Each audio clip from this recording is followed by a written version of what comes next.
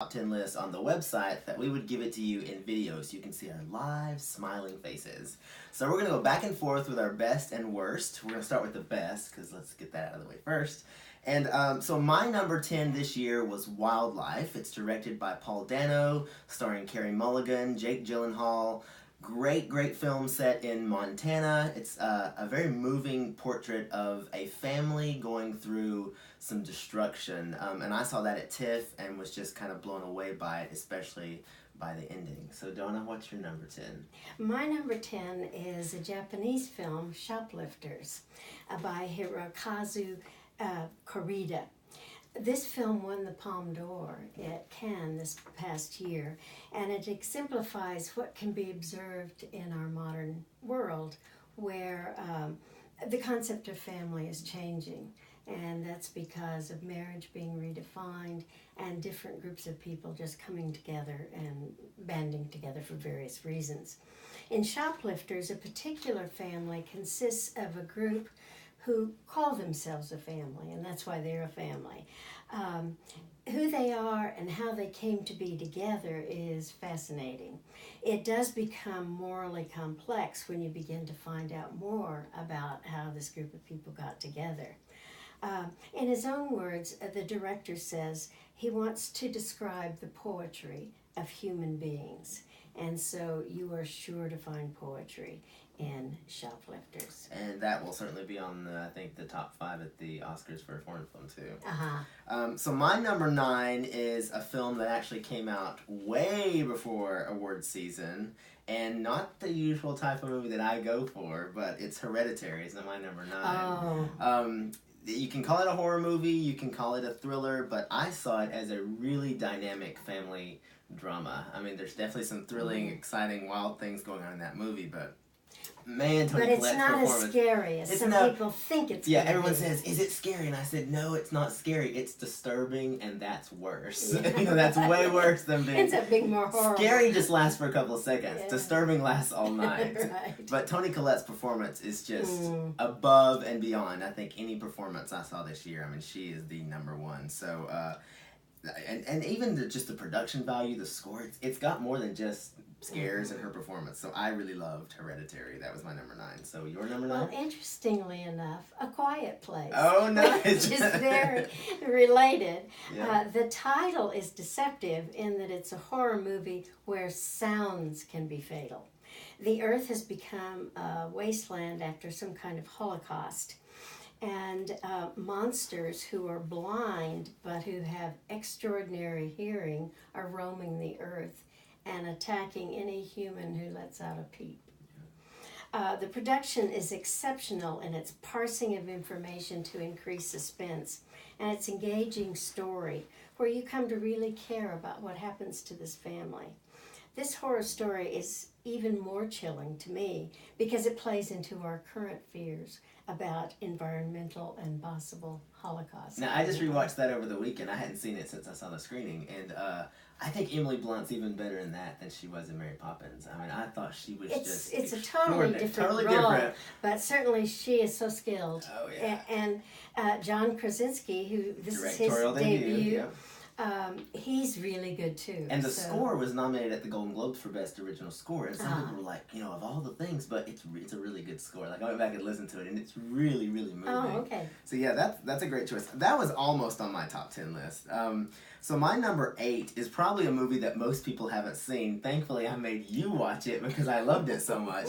It's a foreign film. It's called Woman at War. Ah, yes. And ironically enough, today Jodie Foster just announced that she's going to direct and star in the American version of that film. Oh. So I was excited about that. One of my favorite actors. I just kind of hate it when I know. they have American versions No. of really good foreign films. But it's from Iceland. I hate to say that it's about the environment and the global change in environment. She is an environmental activist. And it isn't, but I don't want to say that and turn people I off see. because it's really not, that's really not the most important thing. It's a beautiful movie. It has a lot to do with her character. It has a lot to do with her character. She is.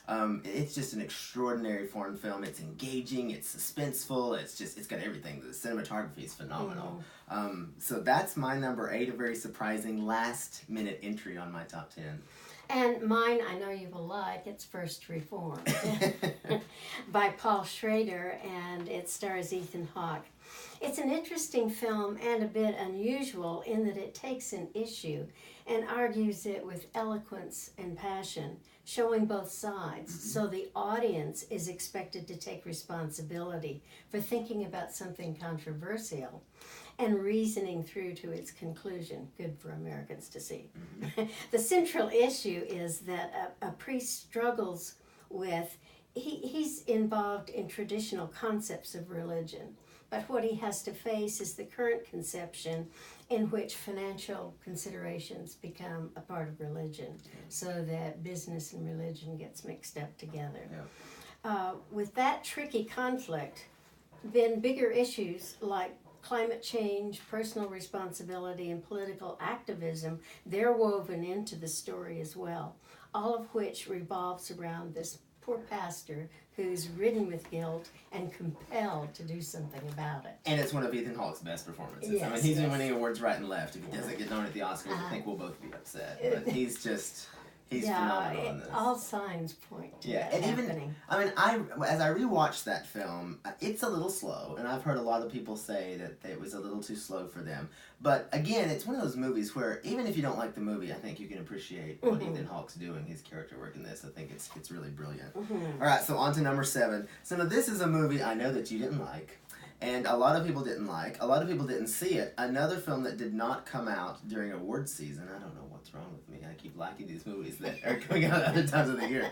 But Adrift. I loved Adrift. It stars Shailene Woodley. It's just it's a true story. It's about this woman who meets this guy, Sam Claflin, and they go on this sailing trip. A storm hits. And in this film, unlike some of the other ones that we see, it's the man that's injured, and the female has to step up and take care of everything and comfort him and take care of him and navigate the waters and try to survive the storm. It is a brilliant portrayal by Shailene Woodley. I think it's one of the best, strongest things that she's done, and it's just a gripping story. And it's got Are you sure I didn't like that movie? You Because I have very positive Really? associations. Well, you said after the to theater that you didn't like those type of survival stories, but maybe you've Oh, changed maybe it. because I got too anxious Maybe. or something. It's definitely one of those that makes you really anxious. Not an awards contender, but just a really powerful story that has a big surprise ending, and just, again, the cinematography, the music, the direction, and what I really found unique about this film is that they didn't use special effects. Most of everything that you see, they filmed on the water, and Shailene talked about how difficult that was to film a movie like that. And it must have been difficult for her to learn all of these physical tasks that she was. But yeah, it's a movie that just really got swept over. It came out at the end of the summer, but I've watched it over and over and over, and it's impactful every time. All right, your number 7. Well, my 7th is one I know you did like, Boy Erased. Yes. Directed by Joel Edgerton and starring Lucas Hedges and Nicole Kidman and Russell Crowe. It's notable for its depiction of conversion therapy, along with the emotional experiences a teenager and his family undergo during the process of trying to change his sexual orientation from gay to straight. It shows how religiously conservative parents who learn of even the possibility of their offspring becoming homosexual, they're just shocked and anguished. Typically, they're completely unprepared for the paradox in which the child that they've come to know and love does not sync with their fundamental beliefs about what is good and honorable.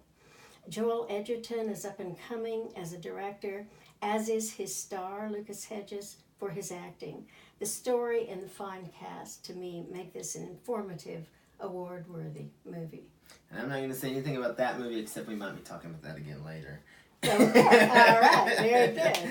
All right, my number 6 also has Lucas Hedges in it, but it's not that movie. He's been in so many. It's Ben is Back, a film that I also saw at Toronto, and it's one of the most interesting movies. It's written and directed by his father, Peter Hedges, but it starts out as one type of movie, and it turns into completely a different type of movie. Yes. You don't even see it coming.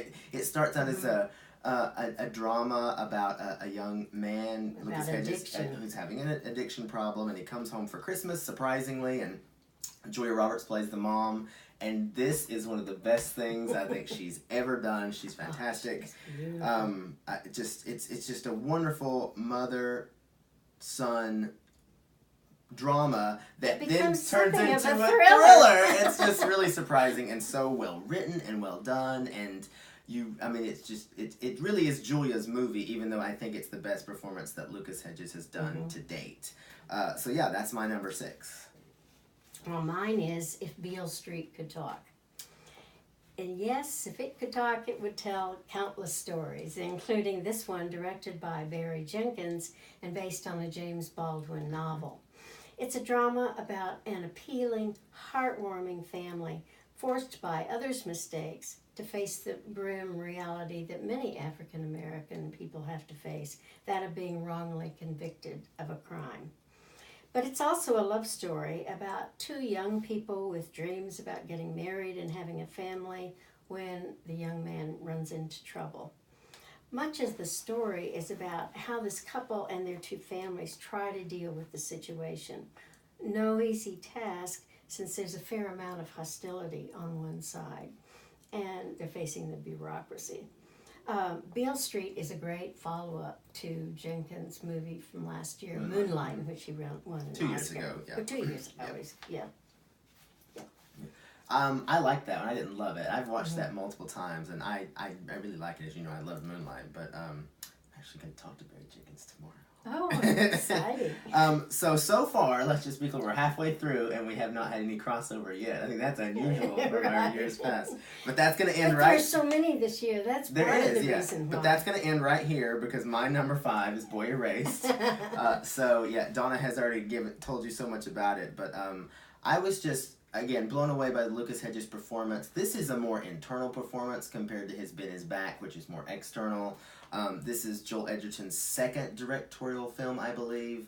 A totally different genre. He brought all of his Australian friends in, Nicole Kidman, Russell Crowe, and then Troye Sivan wrote the most beautiful song for this movie called Revelation that I have just fallen in love with. Well, I think it's being talked about for best song. It's one of the...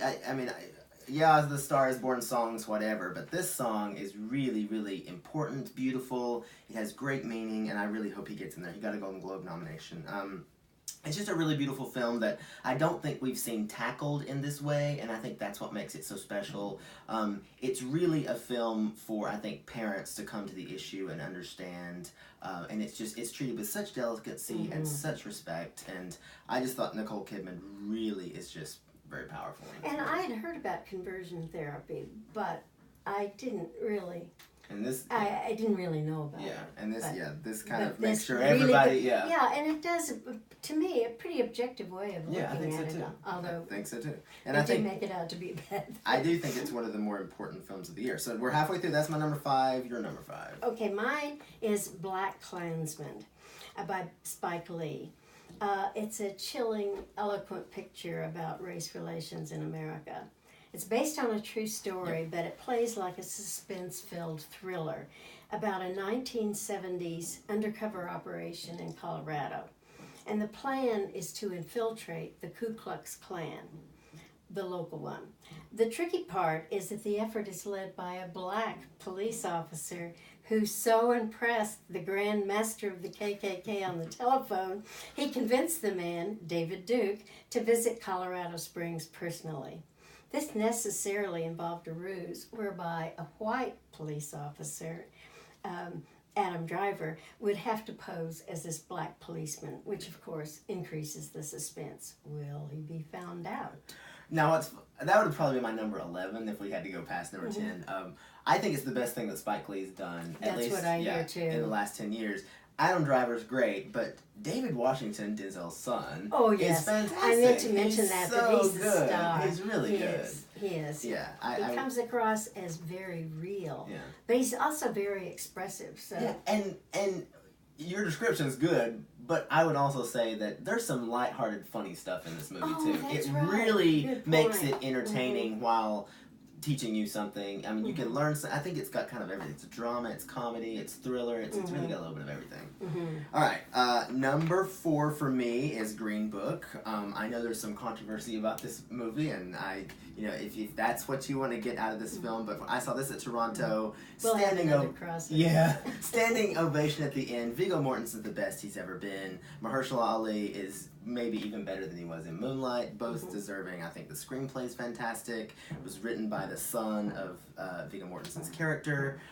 Peter Farrelly crossing over from comedy into something far more serious. I mean, this is the kind of film that joins the ranks of The Help, Hidden Figures. I see this as a film that can bring people together. I know there's varying opinions out there. I fully agree, and I just don't quite understand people's criticisms of it. They don't that could be a whole nother podcast. We could go into that. But I think there's movies for everybody this year, and especially even on our top 10 list and the awards consideration, I don't see the need to really try to make a case to bring something completely down like this one's happening. I think it's just a really beautiful movie that was made completely, I think, with good intentions. Yes. Regardless of what we will get out of it. So that's my number 4. Mine, I don't know how you'll like this, Vice. Not one of my favorites. By Adam McKay. I generally enjoy movies about government and history when they're done well. And here we see the personal and political values and characteristics that helped Richard Cheney in attaining the power he ultimately achieved in the U.S. government, that of being vice president. It shows some positives about him. People might think that it's just critical, but it's not. He overcame alcoholism out of respect for his wife before he got into politics. And Amy Adams plays a strong support role as his wife, Lynn. But Cheney's modus operandi of making catastrophes into opportunities is spine-chilling, especially when he allies with Donald Rumsfeld, the Director of Defense. The 4 stars, Christian Bale does a phenomenal job as Cheney. Steve Carell as Donald Rumsfeld, Amy Adams, and Sam Rockwell as the younger President Bush are incredibly well cast. And Tyler Perry. Right. So they're already being nominated for awards. What did you think of the movie? I like Christian Bale. I mean, I think the makeup is fantastic. He looks just and like him. And his mannerisms. He truly studied Cheney. I wasn't as sold on Amy Adams. I guess I was just expecting something a little bit more. She's not in the movie that much for me, and I don't know. I think she's being nominated, just in my opinion, because she's Amy Adams, not because this is the best performance of her career. And if she were to win an Oscar, Golden Globe, what have you, I think it would be because she's Amy Adams, because they skipped her for Arrival, Nocturnal Animals. Not necessarily. They have a habit of doing Not that. one of my favorites, but so my number 3 is a movie that I saw at Toronto again, and it was one of the last films I saw, and I originally gave it a B+, but I recognized its power and its artistry, and that it was something completely different, not only in the genre, but especially for this award-winning filmmaker. And when I rewatched it again, it went from like the number 10 spot to my number 3 spot. And that would be First Man by Damien Chazelle. And I just have never seen a movie that takes something that we think of as so big, the man's first moment on the moon, and he makes it so intimate and so intricate. And the way, when we're blasting off into the atmosphere and he's showing you inside, not what's outside, right up at... It's a very personal story about him and his family. Yes, losing his daughter, and it's just the emotion in that film. And I know this is a divisive film and that it's turned some people off, but I was overwhelmed by the emotion and at least what the film shows was this character's, one of his reasons for throwing himself into his work. And Claire Foy's great in it, and the production value, the sound is unbelievable. I also loved that it's an even balance between special effects and drama. It's special effects that you don't notice either. There's stuff happening that it just looks realistic. But I think it's one of Ryan Gosling's best performances. I think it's Damien Chazelle's most accomplished work yet, and I cannot forget Justin Hurwitz original score. I cannot stop listening to it. I've listened to it on repeat over and over and over for 3 weeks now. I got the music today in the mail. It is unbelievable what he does with the instruments and the orchestra, and just his thought process behind the score is just overwhelming. And so when you go back and you listen to that separately, and then you rewatch the movie, I mean, it's a completely different experience. It was mind-blowing. Well, mine was A Star is Born by Bradley Cooper and has Lady Gaga in it. Interestingly, this is one of 3 major movies this year that tell about the route toward and consequences of becoming an idol for fans of popular songs. The other 2 are Bohemian Rhapsody and Vox Lux. It's Bradley Cooper's baby, though, in that he had such a hand in its creation. Writing, directing, starring, producing, and then he learned how to sing and play guitar and wrote his own songs. It's such an impressive debut, and its appeal to general audiences as well as in its artistic merit and craft. And it's especially an unusual feat in popularity, it being the 3rd remake of the original movie, which was in 1937. So it's remarkable for that. I think that was a movie that I had such high expectations for, and then when I saw it at Toronto, I thought it was okay. I did not hate it by any means. I gave it a B. I thought it was fine. But as I rewatched it, for me, compared to all the other stuff out there, it seems kind of ordinary. Well, and I don't think you're as crazy about music as I am. I can get so thrilled by music. So I like all 3 of the music films this year. I don't think I have a disposition against it one way or the other, but I think it's fine. I mean, if Lady Gaga wins Best Actress, I mean, I won't have any complaints. I mean, it was impressive with what she did, but I guess I just see it as a little insignificant, I guess. I like the issue movies, which brings me to my second film, which I know you weren't a huge fan of, Beautiful Boy. And before you say anything, it's not just because it had Timothée Chalamet in it. I'm a huge fan of Timothy.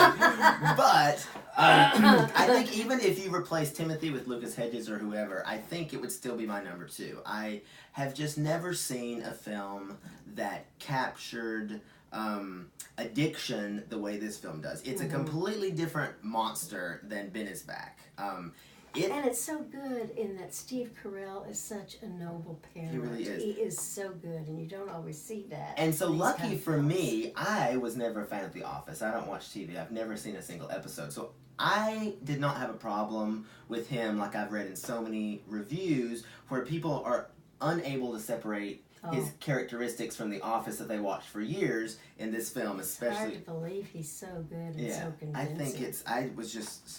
I thought he was as good as Timothy is, and Timothy is fantastic. A more external performance than what we saw last year in Call by Your Name. He actually may end up being the only nominee from last year that's nominated again this year at the Oscars if this happens. I loved the cinematography. I thought the music, which was very unusual, really helped the viewer get inside the emotion of the film. And what's unique about Beautiful Boy also is that it's based on 2 separate books by the father and the son. And so you see the combination of perspectives in the film. And I thought the director did an excellent job. That was really successful. At editing that together. And I mean, Timothy just really goes places that I have not seen a drug addict character go, and I feel like I've seen all of them. I just feel like it can really change the viewer's perspective on how we look at someone suffering with drug addiction, and I thought that was he's much more sympathetic than they often are. Yeah. So that's my number 2. Well, this is a crossover because my number 2 is Green Book. Okay. And I wanted to mention that both characters end up going through identity crises.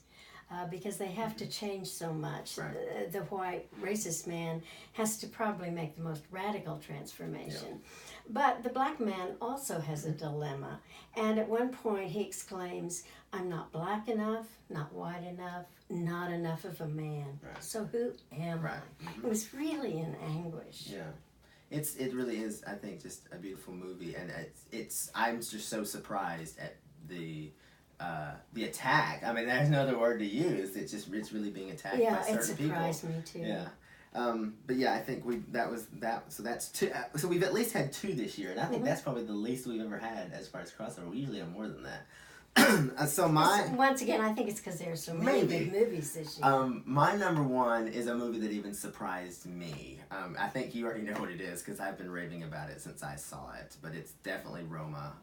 I was just blown away by the mastery in Roma by Alfonso Cuarón, and how he took a story from his own life when he was a very young child, and basically what Roma does is I look at it as an apology letter to the woman that helped raise him, the maid, the caretaker, whatever you want to call her. Yeah, she was all those things. She was all those things, and at least for me, and I feel like for so many different people, we always have that person growing up, whether it's a family member or it is hired help, a babysitter, someone that helps our parents take care of us. Well, as we discussed, I didn't have that, which is unusual. You're one of the few, I think from talking to you, I've decided that. And I certainly had that in my life, but even I don't know, I just felt like that it just seemed like it was him as an adult going back and saying, "I'm sorry, I didn't realize those things. I'm sorry, from the whole family, we didn't realize how insensitive we were being towards you." And so Alfonso Cuarón discovered this young Mexican actress. He had to comb the far reaches of Mexico to find Yalitza Aparicio, and the fact that her family was suspicious at first and didn't want her to do it. She is just heartbreakingly powerful in this movie, and I really hope she gets in the Best Actress race. I think some people see this as nothing really happened, whereas for me, it's everything's happening all at once, and just, I mean, everything is so perfect, from the cinematography to the sound design. I mean, it's a labor of love, and you see Alfonso Cuarón's heart on the screen. And for someone like me, I mean, I love foreign films, but I never thought I'd have a black and white foreign film as my number one. But I have never wanted so much to like a movie, and like the people you talked about, it just didn't move me that much. And the only thing that I can think of, because of course I loved Cuarón's movies, is that I've seen so many Latin American films where they have treated the subject. Yeah. And so I don't know whether it's that or whether, once again, my hopes were so high that when I saw it, it came down. But, all right, so mine is Black Panther, and I love this film by Brian Coogler. It's like entering another world, literally, because Ryan Coogler has created a whole new country with beautiful sets and strong costumes and strong female figures. The cast is impressive, with stunning leading roles by Chadwick Boseman and Michael B. Jordan, who are both vying for leadership in an advanced African country. That was another thing that I liked. They were so far ahead of everybody else in science. The movie is also mythologically informed, with many themes having to do with race, gender, and government, as well as destiny and rightful heir issues and legacy. I think just about everybody will enjoy Black Panther. And I liked it, but I'm going to use the same thing that you just said about Roma to Black Panther. I just saw it as another comic book movie. Yeah, it's slightly better than most of them, but whether I'm just so desensitized to those types of movies. There's so much more drama than there is in the other action films. I think it's fine, and I think it's more enlightened for sure. But at the end of the day, for me, it was just another superhero movie, and I just couldn't get into it. So that's our top 10. Since we spent so much time on our top 10, you're gonna have to go to the website and find our worst list. So we'll skip that. Unless you just want to say what your number one worst film of the year was. Oh yes, I can easily say that. It is. I'm getting. While she's looking, I'll tell you mine. Mine was. It was the stupidest thing in the world. It was the Unfriended sequel, the handheld thing, which I think you walked out of, if my memory serves correctly. It was one of those handheld jerky things. It was a sequel. It was bad. Mine was Death Wish, because it's about guns and it's pro-gun, and surely it was funded by the NRA, and they have no conception of what an issue it is. I'm curious, before we go, I know we've rattled on too long, but was the Melissa McCarthy Happy Time Murders on your top? Yes. Where's mine too? I figured it was. And So at least we have that in I common. had two All right, so for the McCarthy. complete worst list, you can go to Texas Art and Film. This will be there along with our list of top 10. Thanks for Very always enjoyable. following our reviews and reading our stuff and your support of Texas Art and Film.